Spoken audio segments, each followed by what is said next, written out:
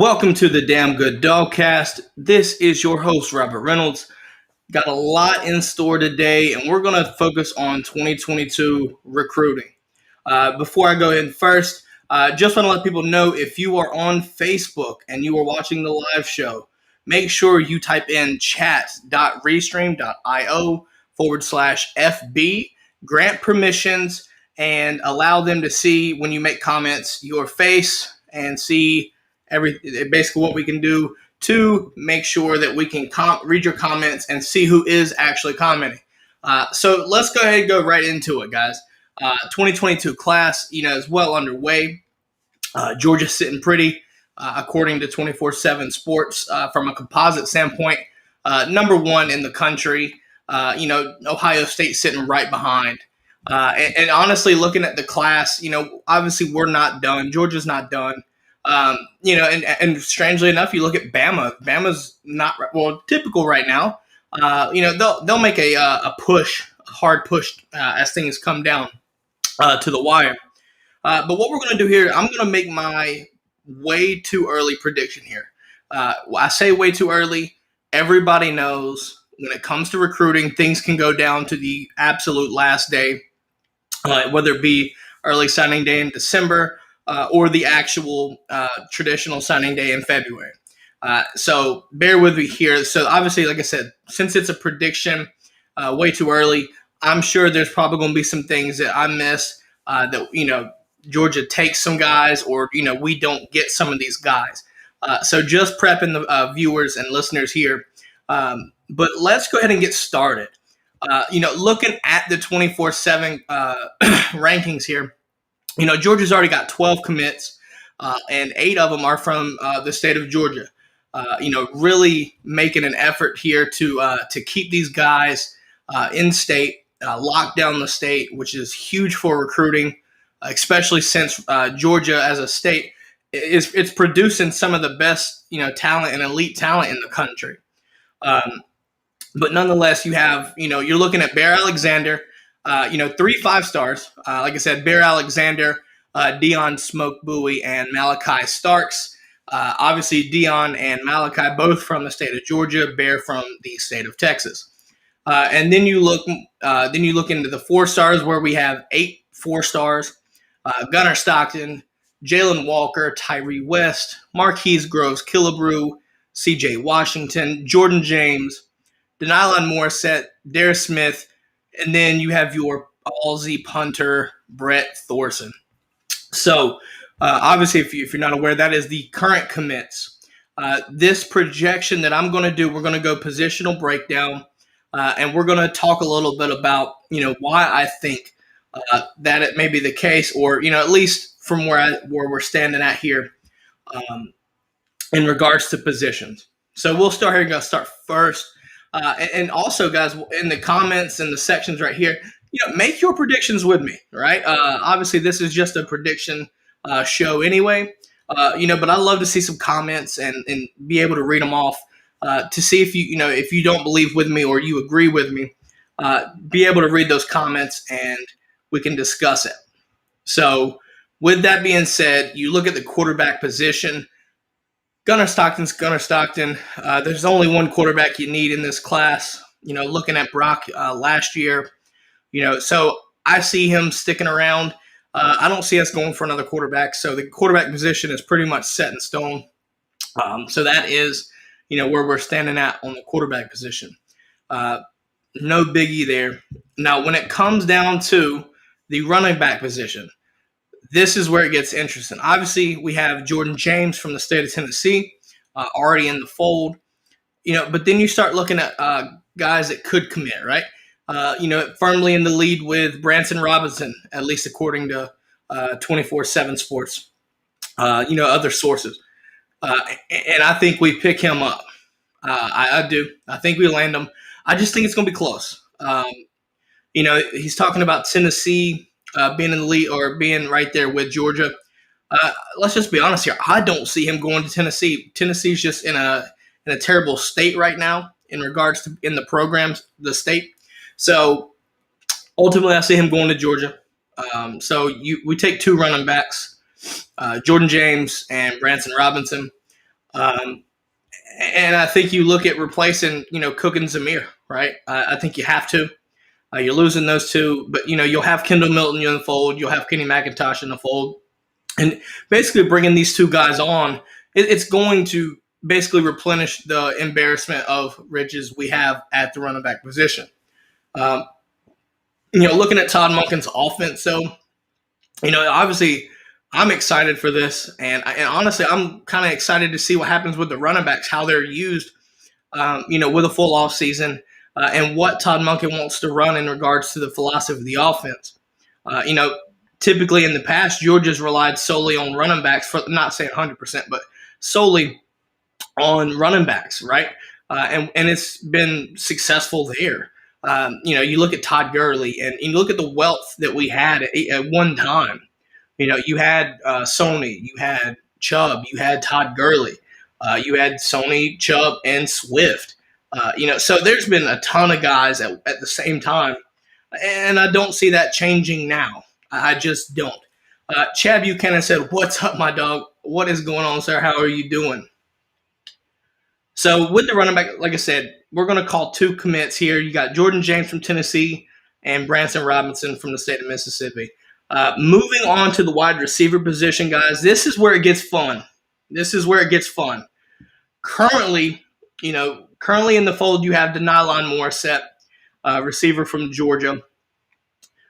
I'm going to make the prediction that we have, four wide receivers, bringing three on. But it might not be the names that you're expecting. I'm looking at a situation where you bring in five-star Evan Stewart from the state of Texas. Kid can fly, really long and athletic, really good, with the ball. And I think Bear Alexander is going to be pressing, Evan to come to Georgia. And obviously, I think you're looking at the season, how it's projected to go. I think that's a very good possibility. Seeing our offense in effect, right? I think that's a good way to show these recruits, these receivers, that hey, you come to Georgia, we're going to play you, we're going to throw it your way, and we can use you whenever, however. And I think that's going to be the key for Evan Stewart. Now, obviously, with Sarkisian over at Texas, that's the biggest threat right now. And I think looking at 24/7, the projection is to Texas. I think it's just one or two predictions. Obviously, way too early to tell. But I think Georgia has a really good shot here of landing, Evan Stewart when it's all said and done. However, I wouldn't be surprised if he sticks around and goes to Texas. So that would be the second one. Obviously, keeping Denylon in the fold. Before I keep going, Chad says we're getting ready to have Milton, McIntosh, and Robinson. Crazy. If we get Robinson, you're absolutely right, Chad. That would be insane. Just an embarrassment. Robinson reminds me of Chubb. He runs like Chubb. Watch his highlight tape. It looks like it. But the one thing you got to see is how can he develop physically, or is he already peaked? I think that's a question. But his talent is there. So I think, obviously he's a must-have in this class. If Robinson does commit and bring himself into the fold, another case of embarrassment of riches for the University of Georgia in their running back room. But moving on back to the receivers, guys. Obviously, like I said, you had Denylon Morissette, and I think we're going to bring in Evan Stewart.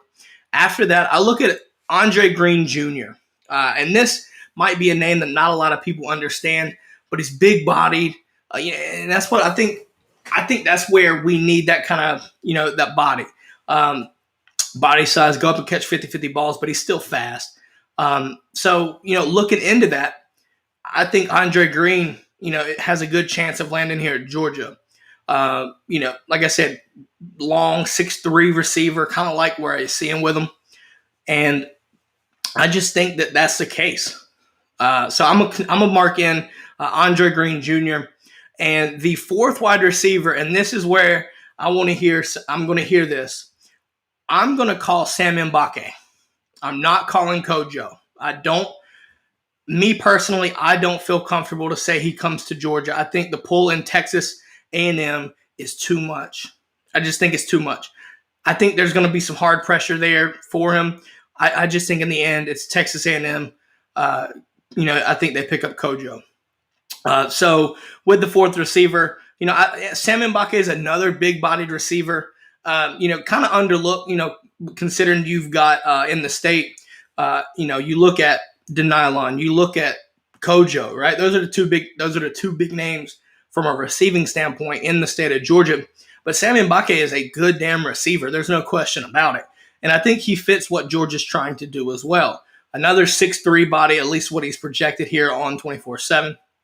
So, you get some big bodies with you're losing, more than likely you're going to be losing Pickens. There's, D-Rob is going to be gone after this year. So you're losing that talent in the receiving core. So you have to build back what you've got. And obviously, what we've got right now, we are loaded at the receiver position, but it never hurts. And I think with the way the transfer portal is going, I think you have to load up at these skill positions. Just from a sense that it could happen. Chad says we need to press on Kojo. I know A&M is a threat there, but I think we have a damn good chance to pull them. Like I said, this is where everybody's going to question it, but I just don't think he goes there. I think he goes to A&M. That's just my thing. I think you see him going to A&M and being a more, I guess you could say, playing more probably, I would say.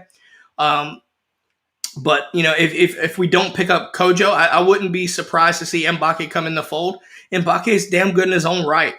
And keep these guys in Georgia. I think that's one of the biggest things for this cycle and moving forward you'll see is lock down the state. Lock down the state of Georgia. That's, I think, what you're going to be seeing. And the recruiting tactics here, will reflect that, in my opinion. So those were the four receivers that I chose. Like I said, I'll repeat them. Denylon Morissette, Evan Stewart, I think is the headliner receiver in this class. Then you look at Andre Green Jr. and Sam Mbake.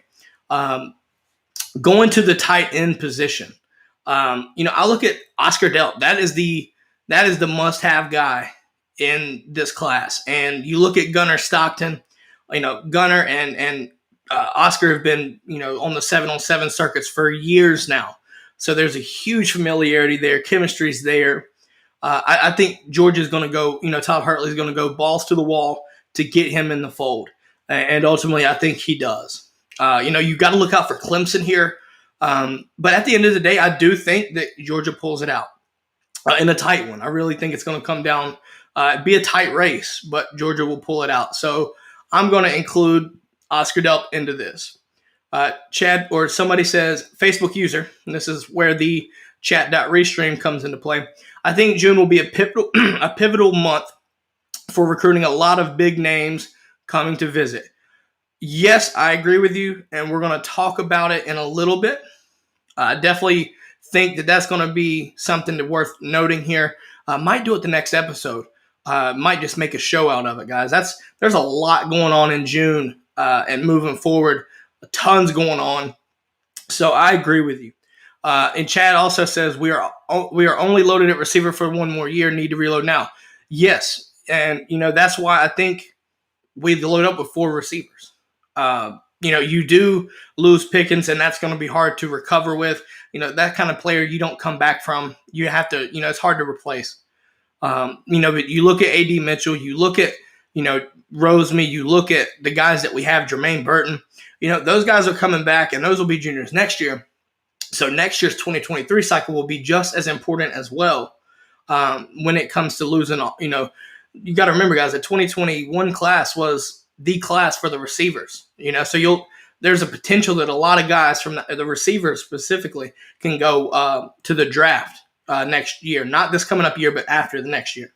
So that's where you got to really keep an eye out for in regards to loading up with the receivers. And I'm telling you, you're going to see a load of receivers this class and next class. Whether it be 4 or 5, we'll see. I'm just calling for this go around. So after the tight end position, like I said, Oscar Delp comes into the fold. We're going to move to the offensive line, and I only see us picking up two guys along the offensive line. Right now, we are so deep at the positions all across the line, but you still have to go and get these guys. And you look at starting at the guard position, I think just in the state alone, Addison Nichols is a guy that I think will come into the fold, and push right. And I would say push maybe after a year, getting him in the system. There's just so much talent right now with Tate and all these other guys, right? And especially with Schaefer going, he'll all these guys are going to be leaving after this year. So you bring in a guy like Addison Nichols and does very well at the guard position. I think Tate sticking to the right guard will be a nice move. Maybe he slides over to left guard and Addison comes into the right after this year, considering if I think he goes into the fold. So you look at Addison Nichols there at the guard, but then you go to the tackle position. And we're going down to Florida and we're going to IMG and we pick up Tyler Booker. One of the better tackles in the class. Georgia is all on Tyler Booker. And so is teams like Alabama and, the normal suitors. It's IMG, national titles or national champions last year. That's what's going to happen with these guys down at IMG. All the schools are going to be hitting IMG extremely hard. I expect Georgia to go in there and hit it with everything they can and pick out as many targets as they can from that school because there's so much elite talent at IMG right now. So obviously along the line, like I said, you got Tyler Booker in the tackle position. Obviously depends on what we can see. Do you look at Broderick and Mims, right? Who's to say there's so many combinations because of the depth? But at the end of the day, it never hurts to have that much talent. And Booker, who's to say he could go in and play the tackle? He could slide into guard depending on how the situation goes. But looking at Matt Luke, recruiting and really stocking that offensive line room, stacking it super sky high with the elite talent that he has, that's a good problem. Now the matter is, same as this year, you've got to figure out the right five and go ahead and get these guys the reps and just go from there. Because obviously we've known, and I've talked about it before, September 4th is coming, and Clemson's defense is just as good, if not better, in my opinion, than Georgia's. And it really starts with their front seven. So with that being said, it's going to be a dogfight. But Matt Luke, I trust Matt Luke. This will be a telling year to see what he can do with so much talent he's recruited, and see how he forms the line. See who starts in these five positions. And, I would like to see him get into these spots and put the guys in their normal, natural positions and make the best five, right? The competition should make the best five stick out, I would hope. Facebook user, having Monken recruiting the way he does, I think wide receiver recruits are starting to take a hard look at Georgia more than they have been. And that is absolutely right. I genuinely think the offensive philosophy change from what Georgia was a couple years back. Coley being the transition year. Prior to that, it was a majority of run based, and it was predictable. But now you see, Todd Monken, and you see the scheme change. You see the guys fitting in and making these catches, and really it started last year. Even with no off season, you could see Darnell Washington in the middle getting schemed open. You can see guys getting open on the outside or cutting across in the middle, basically stretching the defense over the top. You saw a lot of this, and it's going to continue this year. Looking at last year, the last four games, JT obviously came in and took the offense to a level that, what we were wanting to see. Looking at the whole year, everybody was super anticipating it. JT coming in, I was, but also at the same time you had to temper expectations because you coming off of an ACL injury the way he did. Obviously we were later in the season. A lot of people were aggravated with the call to, sit him out against Florida, and understandable there. But I think he just wasn't ready, and you have to trust the medical staff here at Georgia. You have to trust them when it comes to this, and especially your franchise or your program, the quarterback of the future. That's something that's super important that, you can get caught up and you forget about it. Another one says you're going to have Chad Lindbergh and a couple others pushing for those guard spots next year also. Yeah, I absolutely agree. like I said, Matt Luke has so much talent in that position, in that whole room. There's so much talent that I think literally the competition will push the best to the top, and the right five will play. Facebook user, don't sleep on Clay Webb. Coming out of high school, obviously number one center out of Alabama, number one player in Alabama. But his name hasn't really been called much before, and I'm just curious to see if makes you really wonder, why he, you have Cedric Von Pron Granger as a center as well, when Clay Webb could have done that same thing. Maybe he goes into a guard or the center. I just don't think there's playing time for Clay. So when that comes to that, good depth, but I just don't see him making headway. And it wouldn't surprise me if he goes to the portal or just quits, if you know what I mean, considering. I don't want that. I want him to succeed. But I just don't see him, cracking the top five, the starting five, I should say. Chad also replies to said Facebook user. He was the other one I was trying to remember. There you go. That was a good class. But now let's go ahead and transition, guys, to the defensive side of the ball. And this is where Georgia currently is stacking up in groves right now. It's just ridiculous. You have Bear Alexander along the defensive line. So we're going to start defensive tackles first, and then we're going to work to the ends and whatnot. So obviously you have two defensive tackles right now. You have Bear Alexander, the 5-star, and then you have Tyree West from the state of Georgia. Here's where it gets very interesting for me because there's several different options you can go. My two picks here, you have Travis Shaw from right around in my neck of the woods in Greensboro. Grimsley, right? Grimsley High School just won a state title, and you can just tell the kid's an animal, right? Kid's an animal. So I think Travis Shaw, you're going to have to fight Clemson when it comes down to these North Carolina kids. Clemson is just one of those schools that can come into North Carolina and grab what they want. So it's going to be a dogfight between Clemson and Georgia, in my opinion. But I see, Jalen Walker, which we'll talk about a little bit, be the key factor here in Travis Shaw's decision, considering they're very close friends and they live pretty close together, or close by, I should say. The other defensive tackle, I see Trey Scott going heavy on the line, but I see Mykel Williams. Now, I would like Kristen Miller here as well. I just don't see us getting 5. Obviously, the 4 that's already would be in the fold with this, it is insane to see the class that would come in based off of my prediction here. Travis Shaw would, in my opinion, you could slide him as a 3 technique. I don't think he may have the body of the may of a true Jordan Davis type. I think he could kind of fit the Devontae Wyatt. Same with Mykel Williams. I think Mykel could do the same thing, maybe slide over to the edge depending on how things go. But Bear Alexander, I just see Bear Alexander being he's strong as an ox. So I could see him definitely being the Jordan Davis somewhat replacement here. And then Tyree West. Tyree West is another hard motor, relentless kind of, player along the line that would fit great in the scheme that we run on defense. So those are your 4 defensive tackles. Then you look at the ends, right? So you have your weak side and your strong side. I'm not going to go too far into that. I'm just going to call it as the ends. But let's just read this comment.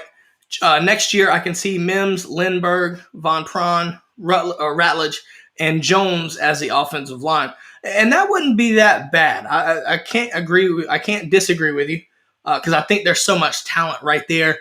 I do think Von Pron will be the center moving forward. Ratledge looked good in G-Day at right guard, really holding his own for what it was worth against Jordan Davis, right? Obviously it was kind of a brutal thing to start, but as they came along, they really got better and was able to, to manage, in my opinion. Facebook user says, if I had to guess, I would guess Tyree West or Walter Nolan. That's another big name. I would love to see Walter Nolan. You know what I mean? This is where it was hard to really make the predictions. I just don't. I know Georgia's going to be a factor there. I just don't know. Uh, who really knows? But I just don't know. Coming out of the state of Tennessee, there may be that chance that he commits to Georgia. I just feel a little bit more comfortable saying Shaw and Michael Williams than Nolan. But moving to the ends here. So you have Darius Smith already in the fold. And with that, I look at Anai White from Philly. Georgia, as you know, they have a good Philly pipeline with Swift and, just other guys, right, coming from Philly. I think Anai White is the next guy from the Philadelphia area to make it in to the fold here. And that's the only other end that I have. I don't see us having a lot more ends here. I think we're focused on defensive tackles that may move out, right? I think maybe your McHale might move out to make it an end type guy. Obviously, to be determined, you got to make sure that they sign everything like that. I get it. But moving on to the linebackers here, we're going to separate outside from inside. Just from what classifications are. When it comes to Georgia, there's a situation where what you could see an outside linebacker might need to move inside. Just depending on the situation. I don't look at outside linebackers as a thing anymore. I think you're your edge rusher or you're an inside linebacker. I think you're starting to see more of that with Georgia and more so around the NCAA, more so SEC for sure. So for this right here, you have Jalen Walker listed as an outside linebacker. I just see him kind of moving maybe to inside roughly. But nonetheless, he's already in the fold. CJ Washington listed as an inside linebacker. I think that's about right. So those are your two linebackers currently committed to Georgia right now. And I see I don't see any other ones coming in for this class. Yes, you're losing to Kobe, probably Quay, but I think after that you'll be fine. And really looking along those linebackers that we have, we're already deep enough to where I think some of those guys will take over and probably jump into 2023 class where you look more along the outside line or the linebacking core. I think that's when we hit up when we fill that group back up. Let's see here. After linebackers, let's go into corner or secondary. Because of the classifications here, I'm going to list these guys. They're listed as athletes. I'm going to call them what I think it is. I think they're playing secondary. So you have Deon Bowie and you have Malachi Starks. Both are listed as athletes. I see Malachi playing safety. I see Deon playing corner. So you have that right there. And then I'm telling you, this is going to be the hall of the class is your cornerback and your secondaries. Because looking at the situation here, we're going to load up in the secondary. Obviously, one of our biggest questions here is the lack of depth, right? You look at a depth issue. We lost a lot of, experience, right? 4 guys get drafted. You lose Tyreek Stevenson through the portal. You lose Major Burns through the portal. But obviously you've got Kelee Ringo. You've got Amir Speed. Jalen Kimber looks good. Scene, Chris Smith. But, really looking at it this way, you could see Scene and Chris Smith going. So that's both of your safeties. You brought in Tyke Smith. There is a name that I think will be in Georgia, just a matter of time, playing cornerback. Him and Tyke, well, let's just say Derion Kendrick, I think will make it through the portal here. That's just me. But, I'm going to consider Tyke. He's going to be gone. Then you look at Derion Kendrick. I think Kendrick might be gone. But we do bring in Turnage, and he has extra availability after that 1 year. So you do bring in Turnage for multiple years. So with that being said, you look at the cornerbacks and the safeties, right? That entire secondary is going to be depleted in a bad way. So this is where loading up in this class is going to be key. So as I said, you already have Deon Bowie or Smoke. You have Smoke. You have Malachi Starks. Remember when I was talking about IMG? I just think that Georgia is going to go in there and take what they want. And with that, I think you look at Kamari Wilson as a safety. I think he will commit to Georgia. Then you look at Traquan Figgins, right, as another guy that will come in, and I think he will commit as well. And then you also look at athlete. He's listed as an athlete, Keon Sabb, and those. I know you load up with, like I said, you load up with Smoke, you load up with Malachi, you load up with, Sabb, and then Traquan and Kamari Wilson. There's 5 guys right there, 4 of them 5 stars, right? I'm telling you, there is playing time to be had at Georgia, and every single elite secondary player sees it. They see it. But nonetheless, Chad Buchanan says, Deion is not a lock. We better hope Coach A really puts in extra work with that relationship to hold him. And you're right. And honestly, with everybody, you're not necessarily a lock. I do think in the end, though, he will commit and stay with Georgia. And I think that's something that is going to happen across the board. You have to build these relationships, and you have to sustain that situation. Facebook user, I feel like the DB position is where Georgia missed the most last year. In recruiting, can't do that 2 years in a row. Absolutely. I don't see 2 years in a row happening. I just don't. There's too much talent. It's 2022 cycle is absolutely loaded with elite talent regarding secondary players. Elite talent all the way down. It's stacked. Georgia's going to get their pick of the litter, in my opinion. I know you've got to worry about Bama. You've got to worry about Clemson and Ohio States and things like that. I get it. I'm telling you though, I just see with the depth and these guys are seeing this. You can come in. Most of these guys are going to come in and push for playing time almost right away. Now, will they get it? Maybe. Who knows? It really could be wide open come next year. And guys like Kamari Wilson and guys like Malachi Starks, they know that. And that's why that's why Malachi is in the fold already. That's why Malachi is in the fold. I'm telling you, he's going to come in, and I think he pushes for a possible starting job right away. Just because of the depth issue, and 2, they're just really good. This year is a really good class, like I said, for safeties and athletes, technically, that are actually cornerbacks and safeties. So you look at that right there, and it's just there's an abundance of these guys, and I think Georgia has their way with it, and that becomes the haul. All right, that becomes the haul of the class. Now, obviously, you can argue the defensive line haul as well, and rightfully so. Rightfully so. You could literally just flip a coin and pick defensive line or secondary, and it would be right almost either way. But I just think, looking at the needs, I think the secondary haul is going to be more important, just based off of the current situation at Georgia. So looking at that right there, you look at, if with projections, you have your 25, Kirby and them, they're going to keep spots, scholarships in their pocket for these guys coming in through the portal, things like that. That's just going to happen.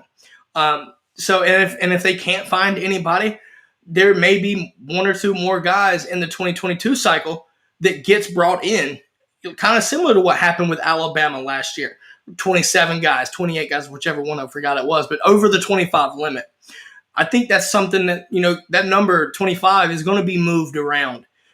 You look at these elite guys or these programs like Bama and Ohio State, Georgia's, these guys, Clemson, that number 25, the magical number that you're so used to hearing, is going to change because of the transfer portal itself. But that's another reason why I think, you look at Georgia, they're locking down the state. When you hear the guys going to the portal, you look at Tyreek, in just our situation alone, Tyreek and Major Burns. Both of these guys went home. Tyreek was a starter and went home to Miami. Now, maybe it was because he wanted to play cornerback and Kirby wanted him at the star. Maybe the reason. But ultimately, he went home. And Major Burns, same thing. Home. Now, do I think he would have played much? No. But still depth. And, you look at that situation, these guys are going home. So it kind of it's adding up, right? Where you lock down the state of Georgia, much like LSU and Louisiana, right? There's really no competition there. Let's be honest here. Georgia Tech can pull in some guys. I don't see them being the competition that an Alabama would have to face against Auburn, right? Or Texas against Texas A&M and all the other Texas programs, right? Texas A&M and Texas kind of thing. You don't see that with Georgia, for the most part. So these elite guys in the state of Georgia, and there's some damn good football from what I'm hearing and what I'm seeing. Georgia's got to get these guys, and they got to hold down the state. So maybe the situation, maybe the exception kind of be in the Atlanta area because it's such a hub, right? You may not be able to lock down that metro area like you would want, but damn well everywhere else you would hope that you could sit there and lock down the best guys in the state. That's just something that Georgia's kind of focusing on now, and you can see it 2021 cycle and the 2022 cycle. You've seen the increase, right, from the 2020 cycle. There was a lot of nationwide guys, right? So you bring in Kendall, you bring in Jermaine, you bring in Darnell from Nevada, you bring in Keeley from Arizona. You get a lot of these guys going from nationwide. But then 2021, you get a lot of these guys. And now COVID, I think, played a little bit here. But you see the transition to the in-state lockdown that Georgia's trying to do. In 2022 class alone, you're already looking at the 12 actual current commits. 75% are Georgia's products. That's what they are. And I expect to see more of it. But I do think with the projections here, you see a little bit more, not nationwide, but you definitely you expand throughout the region. I think you have to go in to hit Texas. I think you have to hit Florida because let's be honest here. Florida is ripe for the pickings where you can sit here. Georgia can go down there. Bama can go down there. And tell me Florida Gators are going to have a problem there. They're going to have a problem with recruiting. In my opinion, watch out for Florida State. Florida State might be the best recruiting school in Florida out of the 3 home state schools. Miami is right there with them, but I think they go through the portal more, in my opinion. But nonetheless, you look at these guys. South Florida is where it is, and you look at Florida. They go down to IMG. You go down and you pick out Tyreek Stevenson. Even though he goes home, you go pick him out. You go to IMG, pick what you want. Georgia gets it. Something like that right there. It stays very regional, but I'm telling you, the focus is switching towards locking down the state of Georgia. With that being said, obviously that is my prediction. What I'm going to talk about next episode here, we're going to talk about the upcoming June 1st. Obviously the dead period will be ending May 31st. So June 1st, recruits are going to be able to come in and do what the hell they, obviously can go take officials. And there's so much going on there. Obviously you look at the facility, right? The new facility, the new building opening up just in time for these official visits. So, definitely perfect timing for Georgia to, really show that out, show out because that's just the way it is, right? The arms race. Facebook user, I think Darnell may have a big year. Georgia needs to utilize the tight ends they have before they leave to play closer to their homes. Yes. I think tight end is going to be a big breakout year. I think Darnell will have a breakout year. I think you're going to see, and you kind of saw it at the end of the season where JT was hitting Darnell more. Now, there was still room for, him to get more targets, but obviously at the end of the day, you only have one football, to throw around and give to the running backs. So, you're not going to get him every time. But I do think we're headed in the right direction with JT and, obviously scheming guys open with Monken, like I said, big deal. Obviously everybody's aware of the California trip. That's just another example of utilizing this time off to get the chemistry. JT knows that. That's why they're out there in California right now. And you sit there, you go home, everybody goes home. You don't have that time to build that chemistry. And right now, sure, JT only had 4 games, and he understands that. Why he's taking advantage of all the time that he can. So that's why you see guys out there with him, his receivers out there with him. You're looking at that right there. And Chad also says Miami making noise. Athens is going to be on fire 6-1. Chad, I really think starting 6-1, you're going to see that. But that first weekend, and we'll talk more about it in the next episode, the first weekend, right, the 4th and the 5th, is going to be absolutely insane. It's going to be insane. Really, the whole month of June is going to be insane. There's just so much talent throughout the whole month spread out coming in, and it's going to be loaded. It's going to be insane, and there's going to be so much going on. But let's be honest here. Come that first weekend, this is where we need to make the expectation here. There is a chance that you see guys decommit. Understand that. There is a possible chance for guys decommitting. Keep in mind, these guys haven't been able to visit a campus officially, for the most part unofficially as well, since the COVID outbreak. With that being said, now that the dead period is off, and then you have people can actually come in, you're not looking at just 2022 guys coming in. You're looking at 2023, possibly even into 24 coming in. And rightfully so, because they want to make sure that they can get on these campuses before people change their minds and close this stuff off again. So these guys are taking it while they can. You also have the situation where, moving down into the season, definitely a good shot to, take in a game at Athens, right?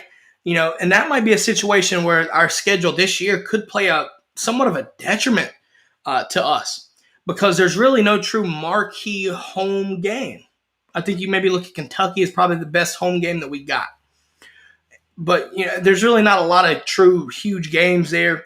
It's not the same as your Notre Dame game, right? It's not the same as that by all means. Now, all eyes are going to be on Clemson and Georgia September 4th in Charlotte, but that's not on campus in Athens, Georgia. That's not. So there's, kids are going to see that. You're going to be in the spotlight, right? Georgia's getting that national exposure, but kids aren't able to come to that. They could come, but it's not the same if it was a home and home like 2013, 2014.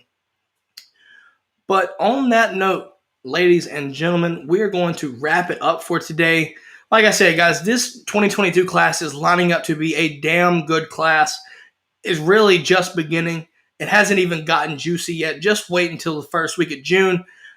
Hell, my list could be completely flip-flop. You never know it, right? There's so much to go on, especially with visits coming back. We're going to talk more about the visits later. But for now, I'm going to make one more announcement. Huge announcement here, guys. July 2nd, we are doing a show. Our show that day will be for charity. So we're going to be doing basically a show live stream, and we're going to be, and all proceeds from donations are going straight to St. Jude, the Children's Hospital. So making it fun here, right? Obviously, donations are not required. I don't expect, if you don't have to, if you can't, that's okay. It's not required for you to, come in and pay or donate to watch my show. That's not the case. But definitely something to bring in. I want to do something for the kids. So we're going to have several guests coming in and just talking college football. And like I said, we're doing it for the kids, right? These kids, they get treatment from St. Jude, and really these donations and the support from people really all around the world, help their families out so that they don't have to worry about making, paying for the treatments and things like that. So, you look at that situation there, guys, and it's something that, I think you feel it's unfortunate, but it's definitely a good cause. And I'll keep talking about this as we come towards the situation. But July 2nd, time for the show hasn't been released yet. That's in the works still. But July 2nd, obviously right before the 4th, definitely going to hit the live show hard on that. Definitely looking forward to it as well. If I can do something for the kids, I'm definitely going to do what I can.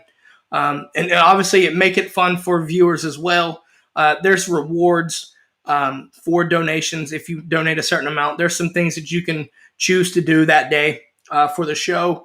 If you're wanting to know more about said show on July 2nd, just check out www.damngooddogcast.com.